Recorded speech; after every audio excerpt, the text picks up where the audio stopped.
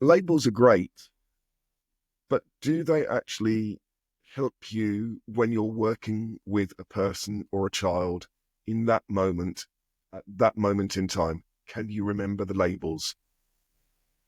Hi, my name's David. Welcome to We Can Access. Labels serve a purpose, but when you're working with a person at that moment in time, can you actually refer to all of the labels? Do you know what the labels mean when a person is behaving in a manner in a way that you don't expect? In this video, what I'm going to do is I'm going to talk you through a method called SCOO. It's something that that We Can Access has developed, and I'm going to explain to you the principles behind it. Now, it's an adaptation of SWOT, which is strengths, weaknesses, opportunities, and threats. And actually, what we're doing is look at the strengths of the person, the environment, everything around. Look at the challenges that the person has, the environment has, the organization, the structure, and everything around. Look at the opportunities that the person has and are around. And then look at the obstacles that the person faces, the environment faces, the social emotional obstacles. What obstacles are there from a systems perspective? What obstacles are there with the people potentially that you're working with? So in this video, we're going to go through this, talk a bit about the problem with labels and how using the SCOO method, which is a way of thinking more than anything else, will enable you to potentially work more effectively, efficiently with basically everybody. I'm going to give you a bit of my background, and I'm going to spend probably about 1 minute doing this. If you want to skip this part, feel free to. So, number one, who am I? I'm David. I'm a parent of a child who's a brain tumor survivor. I've struggled at school. My literacy was horrendous. When I went to university when I was 27, I wrote first essay was 1,000 words, 600 spelling mistakes, one full stop somewhere, and maybe comma. I haven't officially been diagnosed with dyslexia. I've certainly got difficulties with literacy.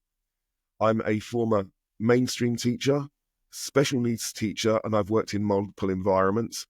And also, I've supported over 190 people plus on their master's dissertations globally in special educational needs. Finally-ish, my mum's a former special needs teacher. I've grown up around this, and I'm 53, so I've been around, and I know family members who have got health conditions and other bits and pieces, and so have I. So I'm coming at it from a very holistic perspective. Now, moving on to labels. Labels serve a purpose. They serve a function, but it takes time to get labels. There are social and emotional stigmas associated with labels. There's a cost to getting labels. In other words, financial cost. Are the resources there? Labels might not be accurate. And here's the thing. If you look, for example, at autism, the whole understanding of autism has evolved over the years. It went from, I think it was from autism to autism spectrum disorder to now I think it's the latest version is autism spectrum condition. But either way, person who is on the autistic spectrum is still on the autistic spectrum, irrespective of how the label has changed. A person who had ADHD when I was growing up would still potentially have ADHD. It's just the understanding has got more, but the behaviors potentially are the same. So if you look at labels themselves, they evolve, people's understanding evolves. And what that really means is how reliable fundamentally is the label? How good is the person's knowledge of that time, of that label? It's at that moment in time. Their knowledge has a point. It's based upon knowledge that they have been given. So there is fundamentally and structurally a problem with labels, with people's knowledge base. Unless you're absolutely current, unless the research is absolutely perfect, labels might not be perfect. And if you look at people with hidden and visible disabilities, they will have multiple issues and disabilities, and hidden or otherwise. How do you know somebody who, for example, is who's struggling with literacy, is struggling particularly that day, doesn't have a headache, isn't hungry? How do you know they haven't had an argument? How do you know that they haven't got, I say, a blinding headache, a really pummeling headache, and they can't spell? How do you know these? You don't. So what you have to do is you have to work within what you know, recognize what you know, understand what you know, and then accept the fact that you don't know certain things. And I say labels, so I don't get hit back by people. Labels serve a function and serve a purpose. But in a moment of crisis, in a moment of when you're working with that person, in that moment in time, when you are tired, fed up, thinking about going out, having a discussion with a family member, wanting to organize a holiday, just distracted for a moment, are you going to remember all of the labels of that person in time and understand how to manage support, enable, encourage that person? Because I can tell you from my own personal experience as a former special needs teacher, I've done many, many different jobs, including some pretty dangerous ones. Can't remember labels, but I can remember a way of thinking. I used to do scuba diving, and great, I learned the theory of scuba diving, but when you're under the water and things are starting to go wrong, the theories go out the window. It's the training, it's those motor skills, it's that practice, it's that time that goes in that's the important thing. So this next section is exploring and telling you about the SCOO method. It's strengths, challenges, opportunities, and obstacles. So what you need to do is now take a step back, and I need you to do this exercise. My handwriting is pretty atrocious. If you're listening to this on a podcast, or I'm holding up a piece of paper, I would like you to do an exercise. I would like you to get a piece of paper or put a note down and create 2 columns. One of the columns is labels, and the second column is SCOO. And then what you do is you just put the letter S, and put strengths. Then you put C, challenges. You put the first O is opportunities, and the second O, if I move my finger, is obstacles. Now, this is a reflective exercise that I want you to do about yourself. Write down all the labels, medical labels about you, the ones that you have. What labels do you have? I would put down I've got visually impaired, or I've got issues with my vision. Thing is, I can't actually remember what my exact prescription is. I know that I think I've got bifocals or is it varifocals? Can't remember. I know that I need my glasses for reading and distance work as well. So these lenses, can't remember what it is. I'm not labelled as dyslexic, but I know I struggle with spelling. I can spot your spelling mistakes. I can spot other people's spelling mistakes. Mine, I struggle with thanks to technology and a lot of hard work. I've got better, but it's the technology that really helps me. I could be labelled as, well, I don't have an official label as being obsessive, but people certainly tell me that I'm passionate about what I do. So you've got the official labels. Actually, that takes time. Write down your official labels, the official ones, the medical ones, the ones that actually are there. Now what I want you to do is, on the other side, write down your strengths. the challenges you face, the opportunities you face, and the obstacles. This could be from anything, from reading to writing to social interactions to learning, you name it. I want you to just jot these down. Then I want you to think for a moment and think, the strengths. Are you always strong in that particular case, in every situation, in every context? I'm going to give you an example, public speaking. I hate it. I absolutely hate public speaking. It may appear because I'm doing this video that I'm good at public speaking, but if you put me in a room with 100 to 200 people, 50 people, I ain't going to be happy. I'm going to be going to the toilet lots beforehand. I will get very, very nervous. My anxiety will be kicking in. Now, I'm good at speaking within a context. But the challenge that I face is I'm anxious, but I don't have official diagnosis of anxious. I'm not really, I'm anxious talking about this. I'm talking here. It's people are going to be watching this. I'm nervous. People don't like being judged, but it's easier for me. I will talk publicly, but I've got the anxiety, so it's a challenge. The opportunities. Think about where you are best at being you. And think about the obstacles.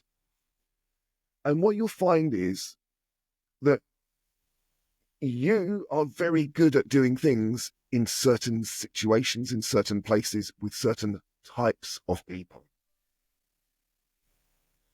And you will face different challenges based upon the context. Ask me, I told you I'm not great at, me and spelling just don't go together. Ask me right now to write a 500-word essay. Write, and I do mean write, a 500-word essay. And I'm looking for a pen. There is a relevance to this. There you go. You can't see this. I'm actually looking for a pen. There you go. My favorite exercise that I do. Right. If you ask me to write a 500-word essay now, I'm holding up 3 pens, 3 different pens. I'm holding up a blue, heavier pen, which has got a grip, a thinner, recycled type of pen, which is, what's it called? It's made out of paper kind of stuff, and a plasticky pen that's thin. Now, here's the thing. If you ask me to write an essay right now, A, I'm going to freak out. I'm just going to get nervous, particularly if it's got time limit. B, if you give me this pen, I'm not going to do particularly well because it's not playing to my strength. The tool is not any good. If you then give me this pen, the plasticky one, which is light, but I don't feel like the grip, not going to be great either. If you give me this pen, which is heavier, more balanced, got a better grip, I will perform better. So actually, what tools are you using to enable that person to have to develop their strengths? Sorry, you. Now, what I want you to do is think about the context of you're working in. I'm for the sake of this, I'm picturing more. I'm speaking to more educationalists. It could be youth club leader, youth club leader, a leader, a person in a school, educational institution, doesn't matter what, but anywhere where there is learning going on. And ultimately, you're asking a person to do a task. It could be in a stables, it could be working with horses, it could be working with birds, anywhere that somebody is learning and doing a task. Could be a training session. You want somebody to perform very well. Have you given them the right tools? And I'm referring to my notes. Because you might ask them to do a task, but do they have the right tools? Are the obstacles and the way they're behaving in a what could be perceived as negative way because of the tools that they've got? Could it be that actually if you give them a different tool, if you put them in a different physical space, you move rooms, you move spaces, you move them from one place to another, Would that be an opportunity? I remember, again, on a personal basis, remember being at school, and I always would sit at the back of the class. I always do. Wherever I'm positioned, I'll always sit at the back in a corner. I want to sort of like be hidden, really. Now, so if you're asking somebody to do a task, where do they feel most comfortable? Yes. And where can they perform? What are the person's strengths? Are they good at communicating? Coming back to the essay. Sorry, I forgot about the essay. If you ask me to write a 500-word essay, I'm not going to be happy with that. If you ask me to give a talk on the same subject and use 500 words, not a problem, because you're playing to my strength. My challenge that I face is with the tools of writing, because my handwriting is lousy, to be honest about it. And it's a big obstacle for me. It's not only is it a challenge for me to write because of my spelling, but also it's an obstacle because the tools might present an obstacle. So again, SCOO, what is the person's strengths? What are the knowns? What are the challenges? What challenges do they face? What are the opportunities? Where can you work? Can you pair them up with somebody? Are there the opportunities for having a break? What are the obstacles? Now, that's the person. That's the person themselves. Here's the thing. The person is working potentially with other people. How can that other person, what are the strengths of that person? What are the challenges that that person might create for the person you're working with? What are the obstacles and what are the opportunities? In other words, could it be that the person who you're working with might not communicate in a certain way in order to perform? Could that be? Look at the environment as well. What are the strengths of the environment? Is it that you've got to move from place to place? Is it that actually it's noisy, it's echoey? What are the strengths of the environment? Is the environment better at certain times in the morning, the afternoon, in the evening? What challenges does the environment place for the person? In other words, are you asking them, for example, to move? Are there distances that are involved in that space? And the reason why I'm talking about distances is because I'm thinking about fatigue. Because ultimately it comes down to, I'm thinking about cancer survivors who might have fatigue, people who have fatigue. And if you're asking people to do a task and asking them to regularly move from one place to another, how tired are the people going to get? Where do they have to perform one task and then another and then another? Can you make the spaces, can you make where they've got to do those tasks closer to each other? Look at the opportunities in the environment. How can you modify the environment? Are there spaces where people can feel safer, better, more comfortable? And what obstacles as well? How does it make the person feel? Now, what I'm going to do is I'm just going to explain about my environment here, and I'm going to show you this. If you're listening to this, I'm going to describe it out. I'm working in a little room in my house. The strength is that I've got a space to work, which is brilliant. But the challenge, and if you've watched former videos, the challenge is the acoustics weren't great. And I'm looking at a screen, I'm trying to picture people, I'm talking to camera. And I found it very, very lonely and isolating. So we can access Emma created these characters. And we thought, do you know what? I want to liven up the room. So what we did was we got posters. We put up the posters. So when I'm actually speaking to people now, I'm imagining talking to an audience. This has given me greater confidence. And it's helped me. It's given me, because that was a challenge. Who was I speaking to? And we had the space there, so that was an opportunity. The obstacle was money. We had to pay for these things. Here's another thing. Again, the acoustics weren't great in this room. Very, very echoey. So if you would have noticed, we've got sound pads behind us. And I've put a few things. They didn't cost that much money. I think it was probably about £15. They've helped with the acoustics. So the task in this case was produce a video. The strengths are I've got a space to do this. The challenges were, who am I speaking to? It's very, very, I wouldn't say lonely, but it can be, who I'm not interacting with people. So I'm actually imagining interacting with these different characters, the we can access characters. The opportunity is we had the opportunity to put it up on the wall, and the obstacles were us. Now I'm going to finish on this. You've got the person who have SCOO, strengths, challenges, obstacles, opportunities. Then you've got the next space, I suppose, or another point is really the different people that are working. Look at the person that's working with them, their strengths, their challenges, their opportunities, their obstacles.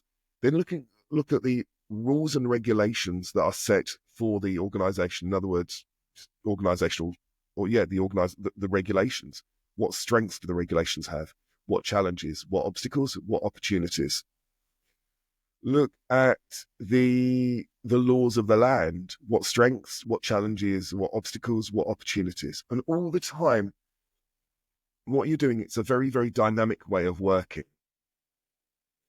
And you got that buzzing in your mind. So rather than having, and I come back and I will finish on this, rather than coming back to labels and labeling that person is on the autistic spectrum, that person has got ADHD, that person has got Tourette's, epilepsy.